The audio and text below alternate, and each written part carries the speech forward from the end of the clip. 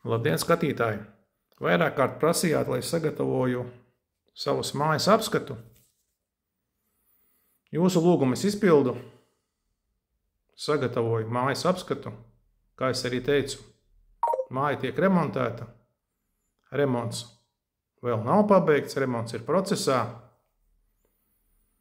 Sakarā ar ko garāžu un vienu istabu parādīt nevarēšu, jo tur notiek remontdarbi. Šī ir viena no istabām ar atsevišķu vannas istabu. Vannas istaba ir izremontēta. Principā šeit nebija nekā, bija veca izlietne, viss tika uztaisīts no jauna. Ielikts jauns loks. Istaba remontēta vēl nav. Istabā jāmaina loks, jākrāso sienas, un durvis ir nomainītas.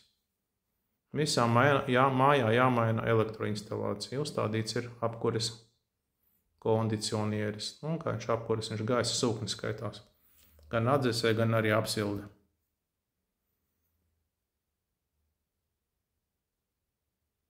Šeit ir ieeja mājā. Uzstādīts jaunas metāla durvis. Pa kreisi ir ieeja istabā, pa labi ir ieeja virtuvē. Šeit ir kāpnes uz otro stāvu. Mājā visas grīdas ir marmora flīzes. Dienvidos tā būvē, lai vasarā būtu vēsāk. Ziemā, kad nav pārāk silts, kad ir ap 8 grādi un pat mazāk, uz ielas, tad mājās nav pārāk patīkami, jo akmens masa tomēr izstaro pa māju augstumu. Bet vasara ir ļoti patīkama. Šeit ir otrais stāvs. Taisni ir izeja uz balkonu, un tās ir kāpnes uz pirmo stāvu.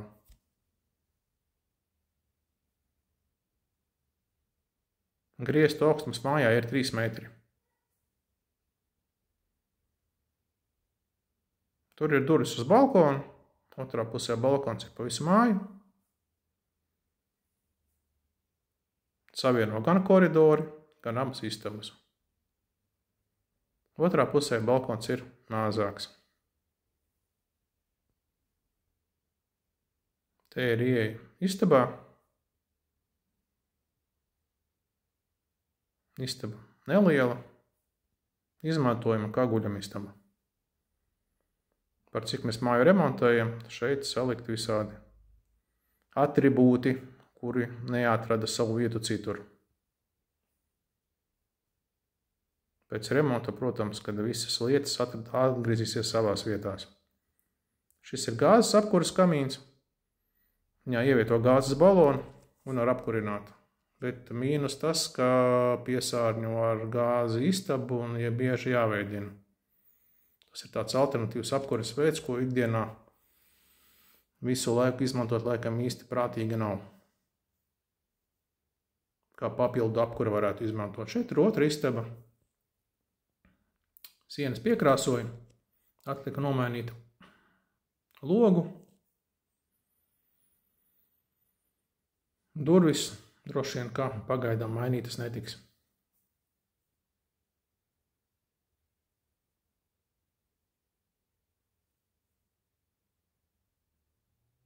Šī istaba apmēram tikpat liela kā iepriekšējā.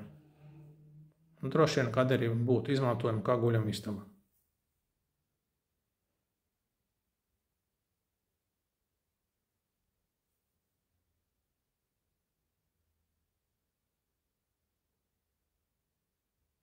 Atgriežamies blakus istabā.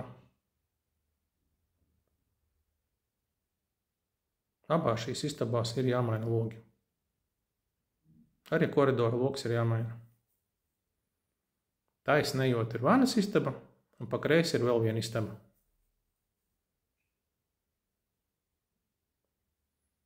Vannas istabā mēs uzstādījām jaunu boileri un nomainījām logu. Pārējais tur nav mainīts nekas, viss ir tā kā mājas būvēšanas laikā, no 70. gada. Pagaidām nezinām, vai kaut ko labosim vai mainīsim. Pagaidām ir tā, kā ir. Nākotne rādīs. Šeit ir istaba. Trešā istaba. Viņa ir lielāka. Te ir arī jāmaina loks. Esam uzstādījuši kondicionieri un gaisa granulu apkures kamīnu.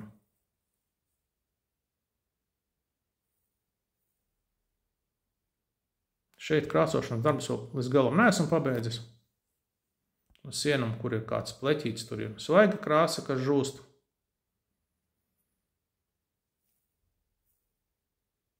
Krāsoju pirmo reizi, kā man sanāca, laiks rādīs, kad izžūs.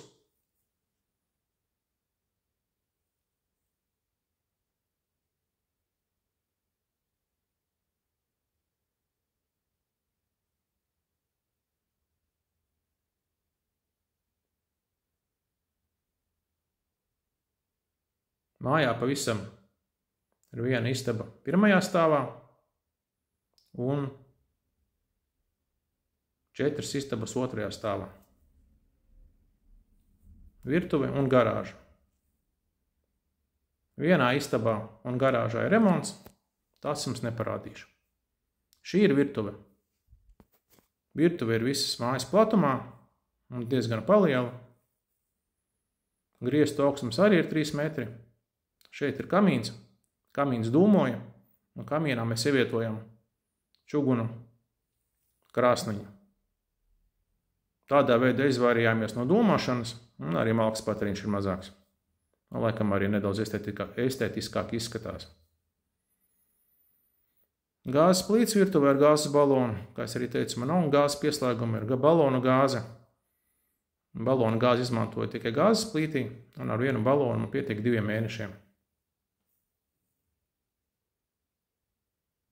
Es jau minēju, ka gāzes balona cena ir 20 eiro. Mēbeles pirkām visas paši, pārsvarā no Ikejas ar piegādi, jo tuvumā nekādu veikalu nav.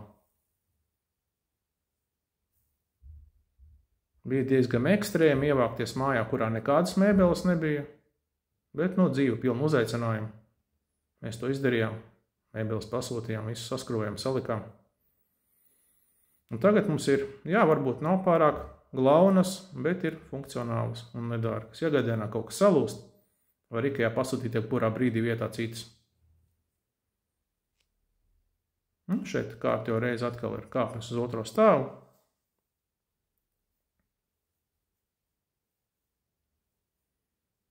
Sienas te vēl neesmu krāsojis, tas darbiņš ir priekšā. Ja griestu augstums ir 3 metri, tad kāpnēs tos griestu augstums ir dubultā, un te man būs liels izaicinājums izdomāt, kā es varēšu to visu sienu nokrāsot. Bet, laiks rādīs, gan jau izdosies.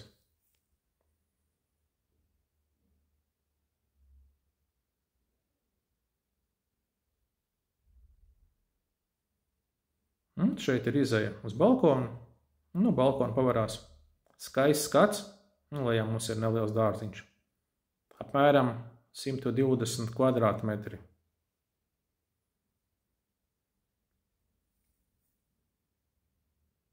Varbūt par dārziņu gluži to nosaukt nevar. Zemes pleķis, akmeņains, kurā aug koki, bet, ja gribas kaut ko izaudzēt, izņemot kokus, tad tas ir jādara podos. Kā mēs varam redzēt, apakšā ir podi. Šeit ir vīnogi sastādītas. Aug 1. gadu, nezinu, kā iejauksies vai neiejauksies. Apakšā ir 2 kociņi, vīģu kociņi, tas ir olīvkoks lielais, un vēl ir kreisā pusē iestādīta hurma, un šis ir zaļais mandarīns. Redzam, ka kaut kas podos vēl aug joprojām, kaut gan ir novembra mēnesis. Pārsvarā tā ir paprika un čili. Un no šī olīvkoks es nolasīju jau 4 spaiņus ar olīvēm. Būs vēl droši vien kāda pāris spaiņi. Olīvas mēs izmantojam ēšanai, eļu netaisam jau pārāk maz apjoms.